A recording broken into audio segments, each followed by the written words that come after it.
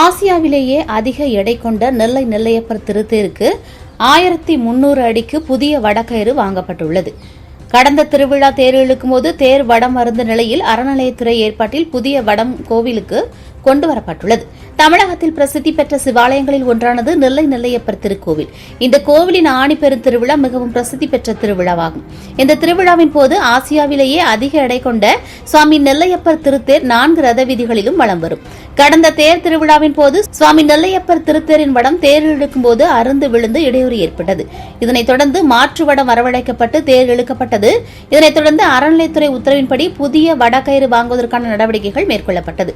சுமார் 7 லட்சம் மதிப்பில் கன்னியாகுமரி மத்திய கூட்டுறவு தேங்காய் நார் நிறுவனத்தின் மூலம் தயாரிக்க ஒப்பந்தம் வழங்கப்பட்டு அதற்கான பணிகள் கடந்த 8 மாதங்களாக நடைபெற்று வந்தது. தற்போது பணிகள் நிறைவு பெற்று மொத்தமாக சுமார் 1300 அடி நீளம் கொண்ட 6 வடக்கயிறுகள் நெல்லையப்பர் கோவிலுக்கு கொண்டுவரப்பட்டுள்ளது. இதனை கோவில் அறங்காவலர் குழு தலைவர் செல்லையா பெற்றுக்கொண்டு அதனை ஆய்வு செய்தார்.